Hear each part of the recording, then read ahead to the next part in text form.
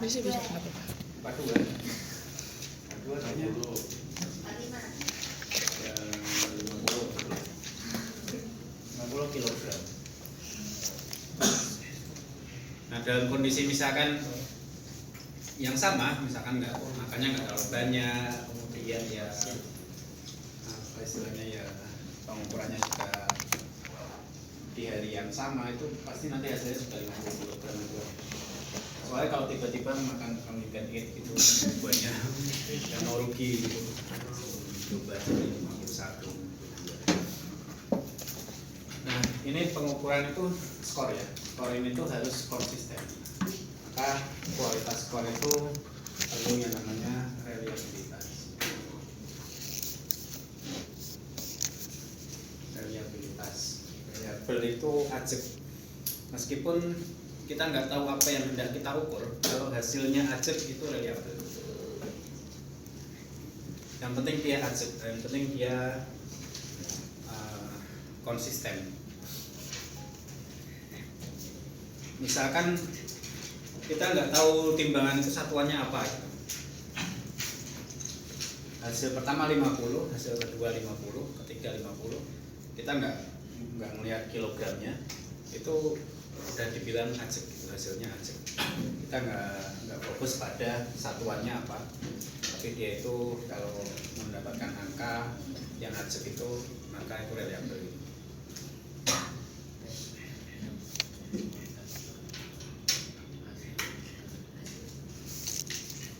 Terus yang selanjutnya kualitas apa?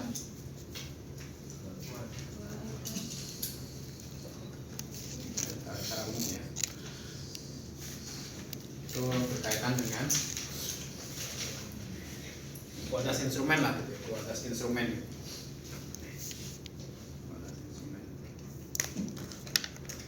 Dari mulai desain,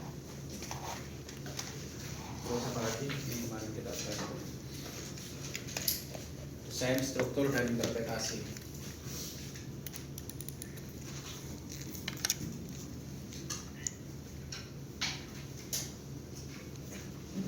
Desain, struktur, dan interpretasinya.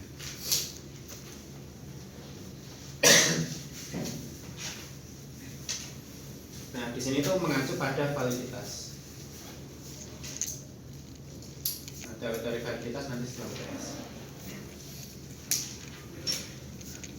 Kualitas instrumen, kemudian yang terakhir apa? Terkait dengan kesetaraan ya. Kesetaraan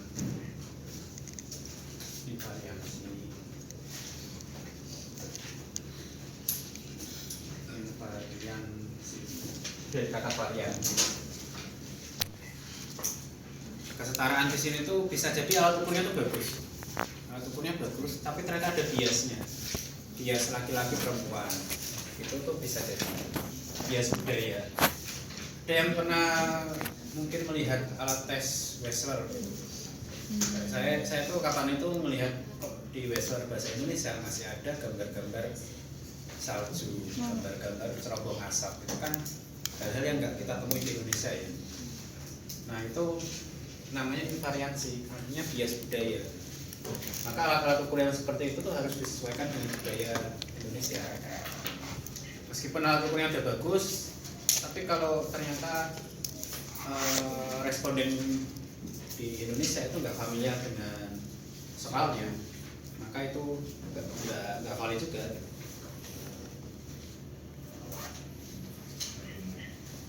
Nah intinya sebenarnya semuanya itu terkait dengan yang namanya reliabilitas dan validitas. Kalau ini tuh sebenarnya bagian juga dari validitas. Kesetaraan itu bagian dari validitas yang namanya evidence based on internal structure. Jadi ini merupakan bagian dari validitas. Termasuk juga proses pengukuran itu bagian dari validitas.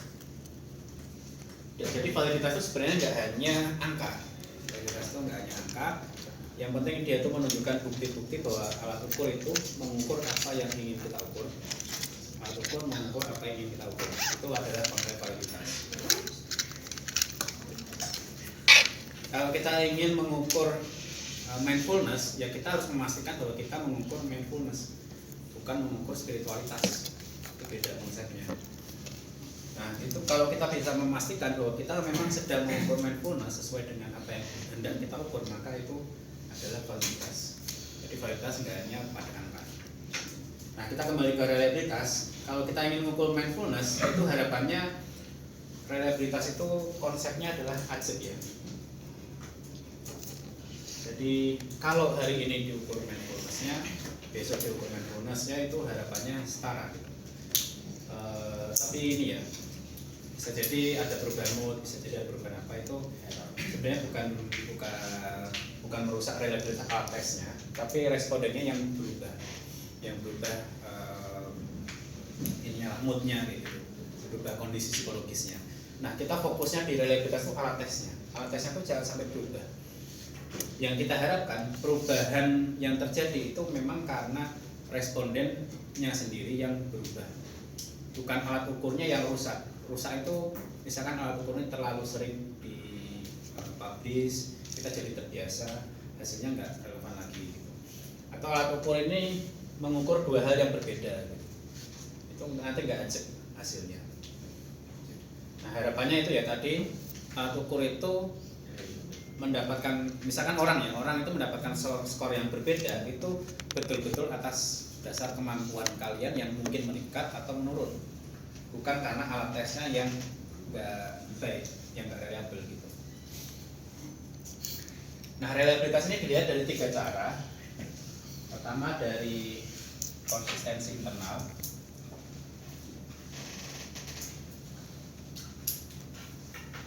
kemudian dari tes paralel, dan satu lagi apa? Tes.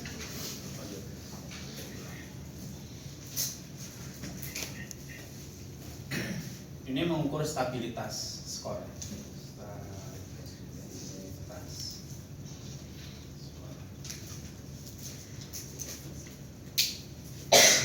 Ini kalau kita belajar yang tes kemarin itu hampir ya konsep-konsepnya mungkin kayak gitu ya. Kita itu pengen mengetahui apakah ada perubahan, apakah hasil yang menetap. Itu kan melihat dari dua hal ya. Kalau enggak melakukan pengukuran yang berulang, maka melakukan pengukuran pada dua sampling, misalnya kelas A dan kelas B. Dalam konteks ini alat tes A dibandingkan dengan alat tes B yang mengukur hal yang sama, itu namanya tes paralel. Jadi konsep reliabilitas itu korelasi antara tes kita dengan tes paralel. Ini reliabilitas. Ini row itu ya, simbol row itu. Kalau tes retest itu korelasi antara tes pertama dengan tes yang kedua. Jadi orang itu kalau tes retest itu konsepnya satu orang diukur dengan beberapa kali, berulang kali. Misalkan kemarin disajikan tes kepribadian, hari ini saya sajikan lagi. Pekan depan saya sajikan lagi, dikorelasikan. Kalau korelasinya tinggi, maka itu reliable. Tapi kalau korelasinya rendah, itu tidak reliable. Atau kalau konteksnya reliabilitas sebenarnya bukan yes or no sih, lebih tinggi atau rendah. Reliabilitasnya tinggi atau rendah. Nah kalau tes paralel itu ya dalam sekali pengerjaan kita mengerjakan 2 tes sekaligus. Nah keterbatasannya adalah dalam metode praktisnya ini nggak praktis dua-duanya ini. Kira-kira kenapa nggak praktis? Lama, berulang-ulang gitu ya. Terus apa lagi? Ada hal terkait dengan jenuh gitu. Apalagi ngetes anak kecil, misalkan tes Wechsler dan Binet kita sajikan di hari yang sama, kita ingin mengetahui tes paralelnya, itu pasti bosan jenuh. Kemudian kalau ada tes retest, itu nggak mungkin orang itu terbebas dari pengetahuan sebelumnya. Nah pengetahuan sebelumnya itu bisa membantu dia dalam mengerjakan tes saat ini. Nah itu kalau dari segi praktisnya 2 hal ini mungkin kurang praktis, sehingga kalau reliabilitas biasanya diukur menggunakan single trial administration atau konsistensi internal itu. Nah di buku yang kalian baca itu dijelaskan beberapa metode yang konsistensi internal ya. Karena kita akan fokusnya ke sini di reliabilitas, kita akan mempraktekannya yang ini. konsistensi internalnya.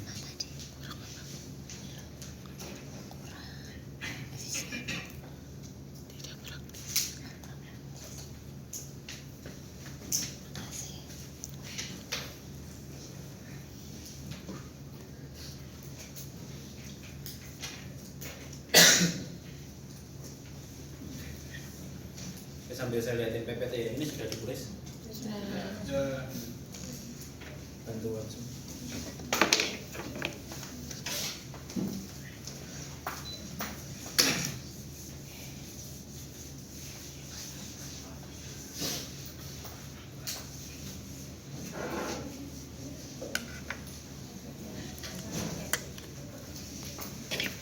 Di buku itu ada banyak pendekatan reliabilitas. Misalkan pakai formula Alpha-Kronberg, formula Wave, formula Feld dan sebagainya gitu ya. Nah tapi satu hal yang sama itu standarnya adalah dari angka 0 hingga 1. Reliabilitas itu dari 0 hingga 1. Semakin dekat ke angka 1 itu reliabilitasnya semakin baik. Nah ini untuk definisinya nanti teman-teman lihat sendiri ya, baca sendiri. Intinya terkait dengan stabilitas skor ya. Nah, terkait dengan bisa diandalkan atau tidak, kalau nggak bisa diandalkan berarti juga nggak bisa dipercaya. Hasilnya kalau malah dia berubah-ubah itu nggak bisa dipercaya gitu. Nah ini yang saya sampaikan tadi bahwa reliabilitas dan validitas itu sendiri itu sebenarnya bukan yes or no, karena di psikologi itu kan kita ini ya variabelnya variabel yang non fisik ya, jadi kita nggak bisa menjudge itu yes or no gitu, atau misalkan apa namanya itu ya atau tidak, tapi lebih ke tinggi rendah. Kita itu sebagai pengukuran di bidang non fisik itu mengkategorikannya sebagai tinggi, sedang, rendah gitu aja. Tapi nggak bisa atau sebaiknya tuh nggak bilang bahwa ini valid atau tidak, reliable atau tidak. Kita lebih ke tingkatan. Karena juga reliabilitas itu kadang juga tergantung pada konteks. Namun tidak pada konteks yang lain tuh nggak reliable itu bisa, karena dia cuma mengukur konsistensi seperti itu ya. Jadi kita bilang nanti standar ini angka sekian itu tinggi, angka sekian rendah, tapi bukan reliable atau tidak reliable. Nah sisanya nanti dibaca sendiri aja. Nah, konsep reliabilitas kemarin itu yang saya tunjukkan bahwa yang seperti ini reliable dan valid, reliable atau tidak. Nah, ini menunjukkan seperti ini ya, apa yang ingin kita ukur. Setiap tanda merah itu adalah proses pengukuran atau hasil pengukuran. Ternyata hasil pengukurannya mindfulness itu tepat gak itu atau kurang itu ya, mungkin nggak terlalu tepat, sasaran di tengah gitu ya. Nah seperti ini. Nah di sini bisa dibilang bahwa sini reliabilitasnya kuat, mereka itu sangat dekat gitu ya hasilnya. Cuma ini nggak terlalu valid, validitasnya mungkin nggak setinggi yang satu gitu ya. Ini pengukuran pertama, pengukuran kedua, 3, 4, 5, 6. Nah kayak gitu. Ini termasuknya. Nah tadi bukan tidak ya, tapi lebih ke reliabilitasnya rendah. Validitasnya juga kurang baik, kurang optimal. Kalau ini pengukurannya di sini terus gitu. Melenceng jauh. Ini kurang valid, kurang reliable. Tidak reliable itu mah. Bukan rendah. Tidak bukan. Validitasnya rendah atau tinggi? Rendah. Reliabilitasnya tinggi. Reliabilitasnya tinggi di sini. Hasilnya tuh konsisten meskipun nggak tepat, tapi konsisten aja. Karena konsepnya reliabilitas tuh konsisten aja. Tapi dia nggak tepat. Itu kalau tingkatan tadi ya reliabilitasnya sangat rendah. Kok reliabilitas, validitasnya sangat rendah, reliabilitasnya sangat tinggi.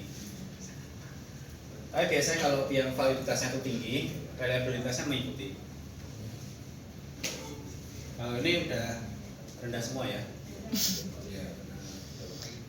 Yang ini juga rendah. rendah, jauh, tidak konsisten, tidak tidak konsisten. ada. Sebenarnya yang paling reliable atau realitasnya paling tinggi itu yang 4. 4 karena sangat ini ya konsisten, sangat dekat. Nah, beberapa pendekatan reliabilitas ada yang itu ya tadi ya, test retest, paralel, dan yang single trial atau konsistensi internal. Yang kita baca tadi konsistensi internal. Jadi kalau konsepnya data yang baik itu adalah yang itu reliabilitas dan validitas. Kalau reliabilitas mengukur konsistensi, validitas mengukur apakah kita mengukur hal yang tepat. Kalau kita ingin mengukur mindfulness berarti ya memang alat ukur yang kita desain itu mengukur itu. Nah itu bukti-buktinya nanti ditunjukkan pakai bukti validitas. Nah dari segi reliabilitas itu ada yang stabilitas dan konsistensi. Stabilitas tadi tes retest dan bentuk paralel. Kalau konsistensi itu ini sebenarnya kalau internal seperti itu juga bagian dari internal konsistensi juga ya. Karena internal konsistensi tadi kan ada yang dibagi menjadi berapa belahan di buku, 2 belahan, terus ada yang dibagi juga belahan berapa? Multi. Ada yang 2, ada yang 3, ada yang 4, ada yang multi. Multi itu semacam alat tes itu dibelah sebanyak jumlah butirnya.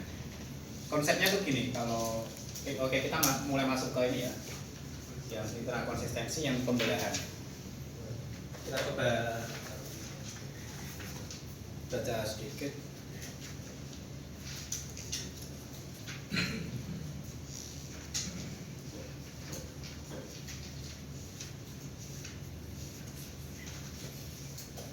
Nah, prinsipnya metode penyajian tunggal itu adalah pengujian akan konsisten antar bagian atau konsisten antar item dalam suatu tes.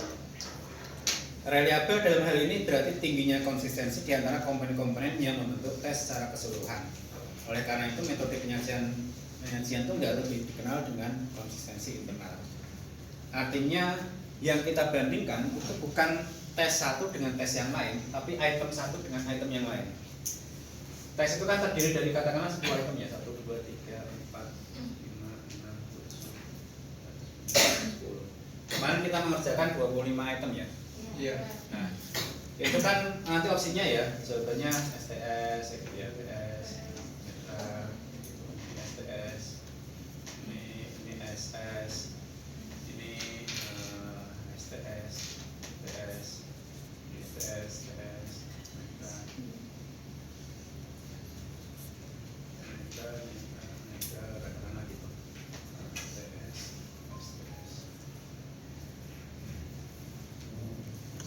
Atau ini yang tinggi-tinggi ini yang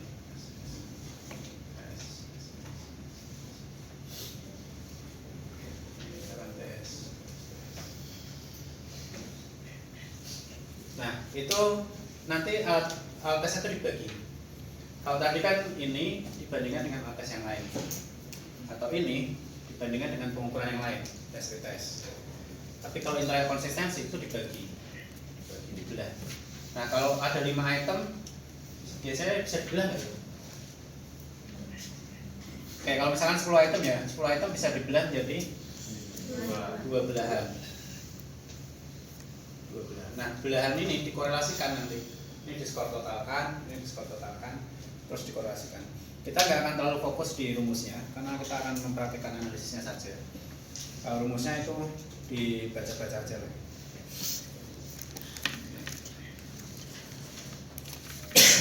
Nah, belahan 2 bagian itu bisa menggunakan formula Spearman-Brown, terus panangan, Rulon, Goodman, dan Feld. Feld itu untuk yang jumlahnya itu biasanya nggak setara gitu ya. Katakanlah kalau bilangan-bilangan prima itu kan nggak bisa dibagi 2 ya. Misalkan ada 11 item. Nah, 11 item itu 5 belahan satunya dan ini 6 gitu. Nah, di sini dikorelasikan lah gampangnya gitu.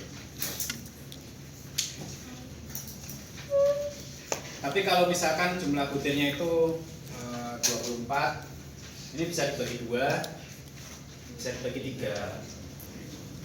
Ada juga yang pembelahan menjadi 4 mungkin ada ya. 2, 3, 4 bisa ya. Nah, kita mau memilih mana tuh bebas gitu. Nah, pembelahannya juga sebenarnya nggak harus setengah gini. Bisa jadi yang pembelahan 2 itu yang bagian kiri yang ganjil, yang ini yang genap. Nomor-nomor ganjil ini kita satukan, terus kita jumlahkan, terus yang genap juga kita jumlahkan.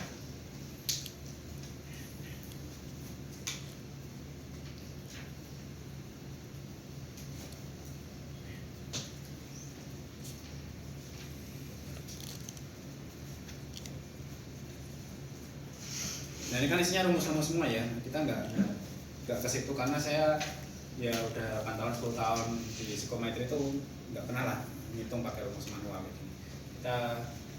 Kita itu di psikologi itu lebih mengedepankan bisa toolsnya gitu, bukan kita mengembangkan teorinya.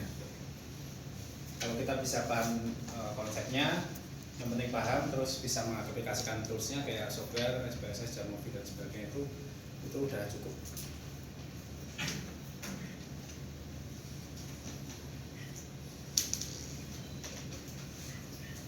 Nah itu pembelahannya, bisa belah jadi 2, bisa jadi 3, 4 atau sebanyak jumlah butir.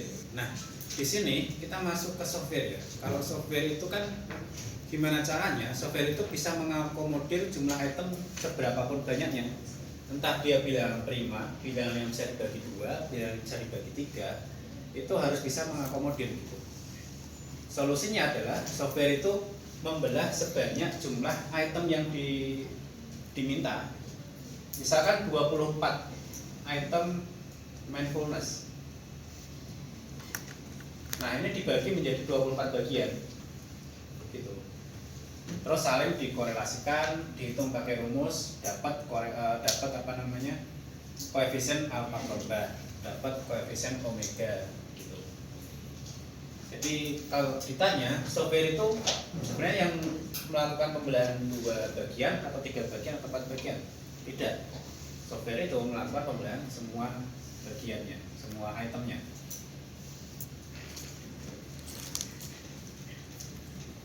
Oke, kalau untuk memahami konsep reliabilitas dengan pembelahan, mungkin masih ngawang atau masih abstrak. Tapi dari sini kita mungkin bisa melihat beberapa yang tidak konsisten. Kalau di sini STS, yang tidak konsisten yang mana? SS. Nah, di sini tidak konsisten. Yang di sini? Nah, di sini mungkin lebih sebenarnya ya konsisten, tapi juga entah dia condong ke sana atau condong ke situ gitu ya. Kalau yang ini? Yang S ini ya tidak konsisten. Nah, yang dilihat dari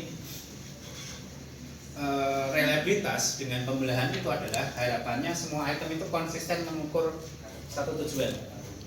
Entah apapun itu tujuannya, dia nggak ngurusin ya karena reliabilitas ya. Yang penting mengukur satu arah. Gitu. Kalau ada butir-butir yang berperilaku aneh, itu butirnya biasanya dibuang. Oke, kalau di sini tuh sebenarnya gini. Model anehnya tuh kita pindahkan ke sini aja, ke nomor 3 ya. Katakanlah di sini TS, terus ini apa ya? Atau pokoknya dibuat yang aneh gitu ya. Ini SS, ini TS gitu aja. Yang ini kebalikannya ya STS, ini SS, ini S. Nah, butir ini tuh berperilaku aneh, Iya. karena nggak sesuai dengan orang-orang yang lainnya. Nah, yang kita deteksi itu model-modelnya kayak gini. Semakin banyak butir-butir yang berperilaku aneh, maka reliabilitasnya akan rendah. Karena kita ini ya, namanya membagi butir itu berdasarkan jumlah semua butirnya ini. Terus dilihat pola-pola setiap butirnya itu harapannya konsisten mengukur hal yang sama. Entah apapun yang diukur, reliabilitas gak mempermasalahkannya. Yang penting semuanya itu bergerak satu arah. Nanti kita akan mempraktekkan, coba praktekkan datanya. Nanti kita akan melihat ternyata ada butir-butir yang berperilaku tidak konsisten. Ya.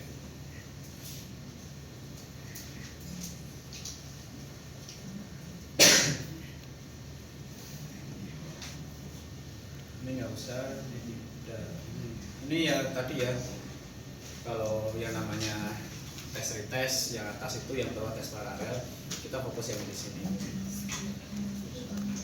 Konsistensi internal ini kita sudah jelaskan sih, dibelah dari 2, 3 atau 4 atau sebanyak jumlah butir itu sendiri. Oke, terus ke teknik-tekniknya ini ada di buku ya, ada spermidor, ruang dan sebagainya, alpha kronda tadi lebih ke sini, membelah sebanyak butirnya, jumlah butirnya.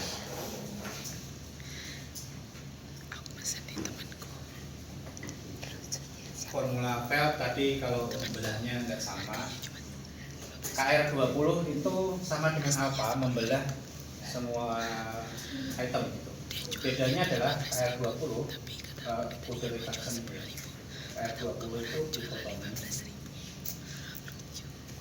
Dikotomi itu adalah ketika tesnya itu opsi jawabannya cuma 1 dan 0, yes or no gitu ya.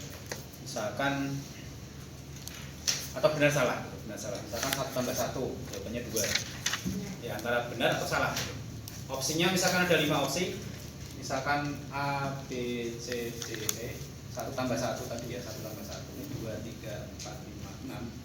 Ini skornya adalah 1, ini skornya 0 semua gitu kan, karena itu namanya dikotomi.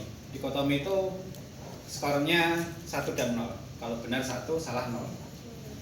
Biasanya untuk tes prestasi, tes potensi itu scoringnya dikotomi. Tes yang sudah kalian coba pelajari apa? CFIT. Itu penyekolannya benar salah atau sesuai nggak sesuai? Benar salah. Beda-beda. Benar salah ya, karena yang intelijensi biasanya benar salah, tes maksimal. Nah benar salah, kalau benar skornya 1, salah 0. Yang SPM setahu saya juga kayak gitu kan, di skornya benar 1, kalau salah 0. Nanti dijumlahkan benarnya berapa. Itu skor dikotomi. Kalau yang alpha, berarti dia alpha itu bisa dikotomi dan bisa untuk dikotomi dan politomus bahasa Inggrisnya. Berarti kalau politomi itu kayak gini, ada yang 5 opsi jawaban. Dikotomi sebenarnya nggak hanya 1, 0, bisa jadi 1, 2. 1, 2 itu contohnya gini, tapi untuk coding ya, untuk coding aja bisa. Misalkan ipsatif, tes ipsatif itu melihat kepribadian dari segi apa yang biasa dia sukai lah gitu. Ada tes-tes yang modelan, ketika saya mengerjakan tugas, saya cenderung A, mengerjakan secara mandiri, B, mengerjakan sama teman-teman, saya lebih suka mana. Itu adalah bentuk-bentuk yang ipsatif. Itu dikotomi karena kanan atau kiri, atau yang dipilih yang mana. Cuma di situ nggak bisa dibilang benar salah karena namanya juga kepribadian. Nah itu bedanya dikotomi dan politomi. Itu teknik komputasi reliabilitas, model-modelnya banyak. Memaknai koefisien reliabilitas lebih ke angka aja ini ya, angka.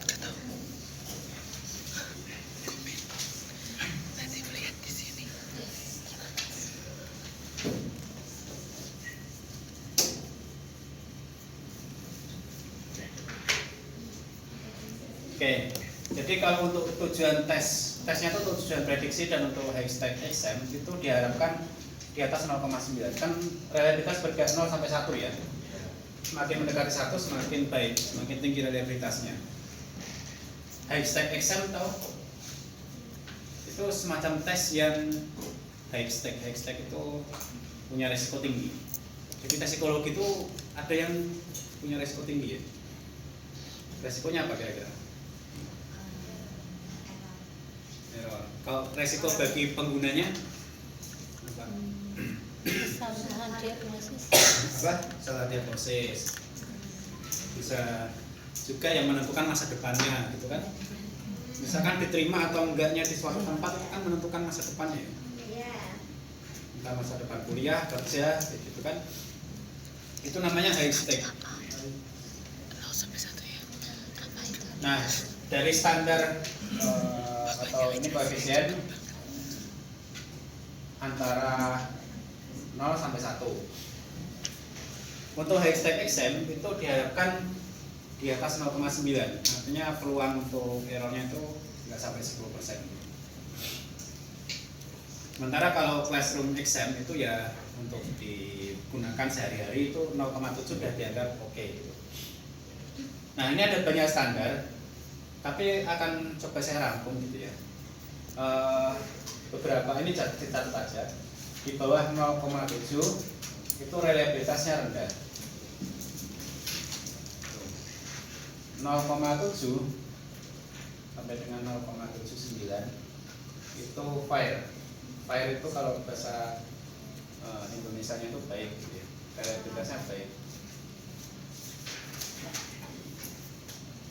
0,8 sampai dengan 0,89 tinggi. Terus di atas 0,9 sangat tinggi.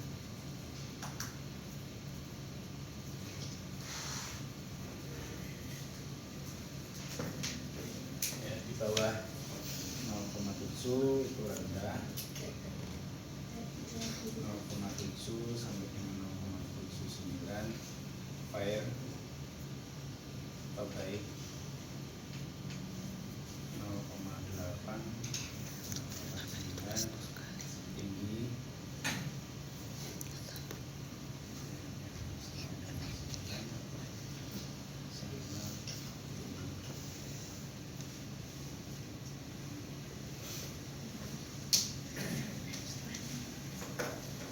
Nah, reliabilitas itu nanti dalam setiap kali pengambilan data itu harus dibuktikan.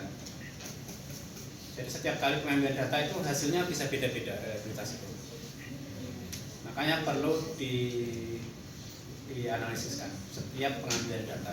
Ya kita penelitian itu kita nggak fokusnya pada penelitian sebelumnya reliabilitasnya itu 0,7, tapi lebih fokus ke penelitian saat ini. Dan saya saat ini reliabilitasnya 0,8 0,9.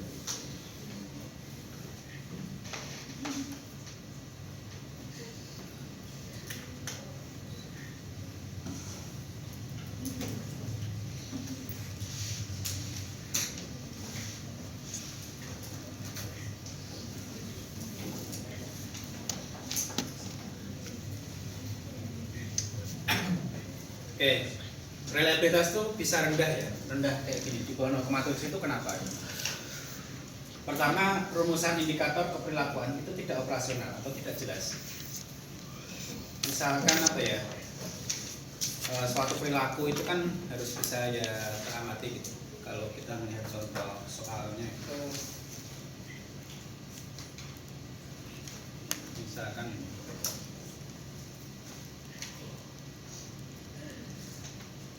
sepertinya saya melakukan sesuatu secara otomatis tanpa banyak menyadari apa yang saya lakukan. Ini sebenarnya oke sih. Maksudnya kalau memberikan contoh yang baik itu kata-katanya itu mungkin tumpang tindih gitu loh, model-model yang susah dipahami kayak gitu. Itu artinya tidak operasional atau tidak jelas. Item tidak ditulis dengan baik. Nah, itu bisa jadi menurunkan reliabilitas. Karena yang namanya reliabilitas tadi itu ini yang melihat konsistensi gitu. Atau kadang yang nulis itu nggak setara. Ada yang nulis itu penulis soalnya itu ada anak SMP, terus ada yang para pakar, ada yang mahasiswa, gitu kan. Nanti hasilnya beda-beda. Itu membuat dia tidak konsisten. Item terlalu sedikit itu juga untuk alpha Cronbach dia cukup sensitif terhadap jumlah item. Kalau itemnya sedikit banyaknya itu satuannya biasanya 30 ya. Tapi 20 itu sudah dia katakan oke. Cuma kalau di bawah 5, bawah 10 ada yang soal nanti kita praktekkan juga. Kalau misalkan soal itu di bawah 10 lah katakanlah bawah 10 itu biasanya alpha Cronbach itu akan cenderung ngambil batas bawah dia. Cenderung lebih rendah. Sampel tidak cukup heterogen. Misalkan kamu ngambil data tapi yang kamu sebar kuesioner itu cuma orang-orang yang kamu sukai aja atau orang-orang yang terdekatmu gitu. Nah, kita nggak punya informasi terkait dengan mindfulness orang-orang yang nggak dekat dengan kita. Itu pentingnya sampel yang heterogen. Terus ukuran sampel terlalu kecil. Nah, kalau ukuran sampel kita bahasnya kurva normal. Kalau kurva normal itu standarnya sekitar 30 responden. Kalau di atas itu sudah bagus, sudah baik. Tapi kalau di bawah itu datanya belum terbentuk. Kemudian subjek tidak serius dalam memberikan respon. Nah, biasanya ketika item itu terlalu banyak, kita ngisi itu gimana? Malas. Masan atau klik gitu ya. Nah, itu ada namanya jenuh kayak gitu. Makanya item itu sebenarnya nggak boleh terlalu banyak, nggak boleh terlalu sedikit juga. Kalau terlalu banyak, di sini terganggu. Kalau terlalu sedikit, di sini terganggu. Nanti semester depan kalau kita belajar konstruksi alat ukur, nanti silakan buat item di sekitar 25 soal. Nah, kalau bikin 25 soal itu biasanya pengembang tes itu mengkalikan 2 atau 3. Jadi buatnya 70 item. Karena pasti nanti banyak yang gugur butir-butir soalnya. Karena reliabilitasnya ini mungkin rendah, maka butir-butir soalnya akan dibuang-buang. Sehingga harapannya 25 ini adalah bentuk finalnya setelah memilih butir-butir yang paling bagus. Ukuran sampel kecil, terus tidak serius, terus kesalahan dalam administrasi tes. Nah, kemarin itu kita ngerjain tes pribadian ya. Ada butir yang skornya dibalik ya? Ada. Itu disebutnya sebagai unfavorable.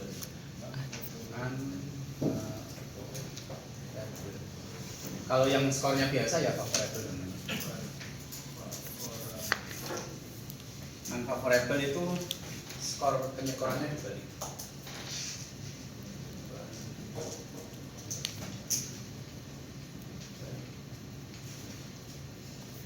Kadang ada peneliti yang lupa untuk membalik skornya.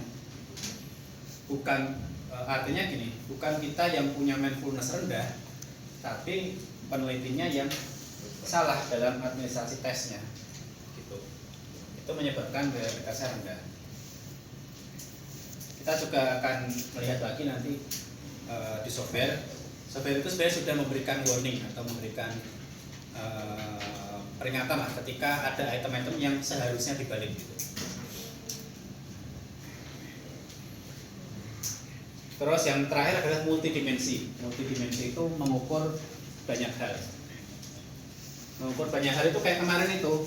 Misalkan kita mengukur kepribadian ya, ada yang openness, ada yang conscientiousness, ada yang extraversion, misalkan gitu.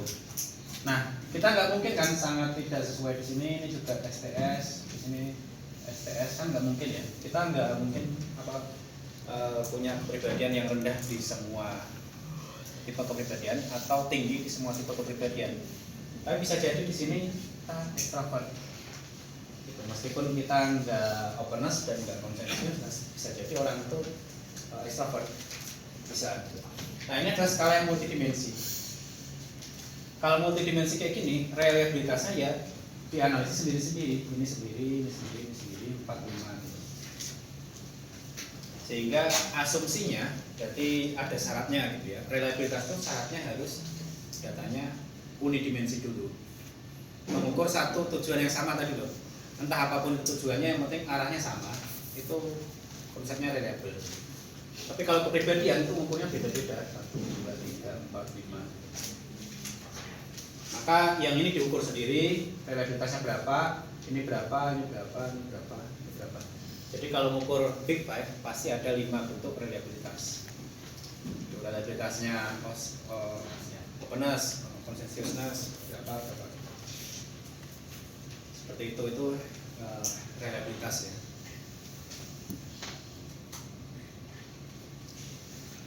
Oke, untuk meningkatkan koefisien reliabilitas itu bisa meningkatkan sampel yang heterogen. Kalau nomor 2 ini kita belum praktek ya, jadi belum bisa untuk membuktikannya gitu. Jadi meskipun kita itu punya item cuma 10, kita bisa optimal reliabilitasnya tanpa mengorbankan reliabilitas itu.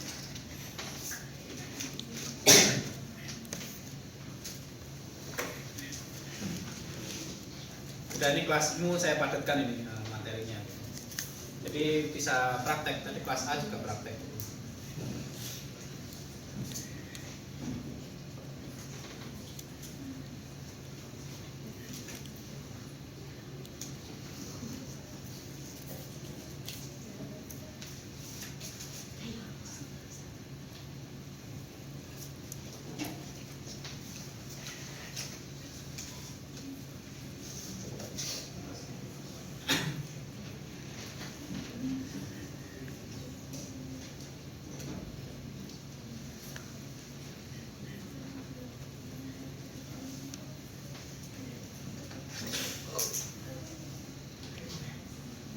Oke, terakhir ini udah dicatat yang itu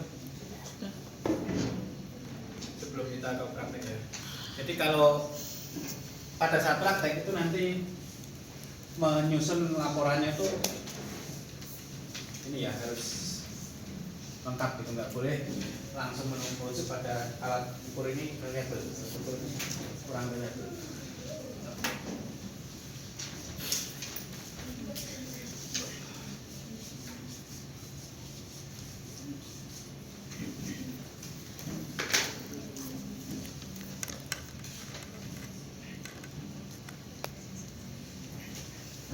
Nah yang ini mungkin nggak usah aja, nggak apa-apa ini.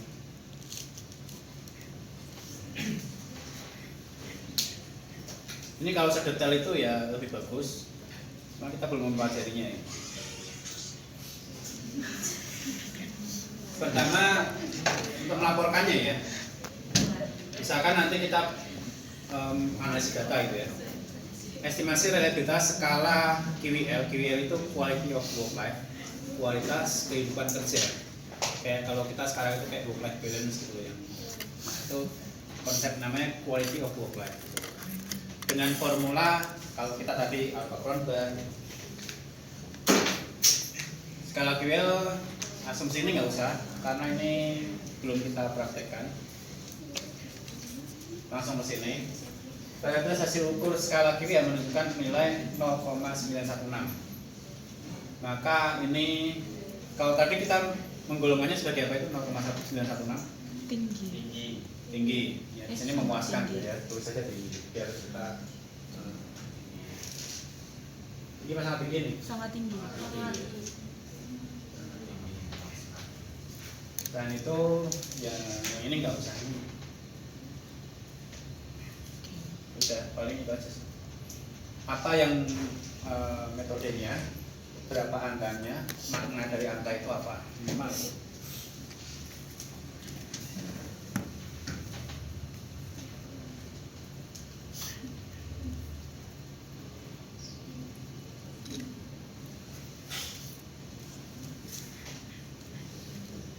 Oke, kalau sudah dicatat mungkin bisa nyiapkan jam mobilnya. Kita praktekkan.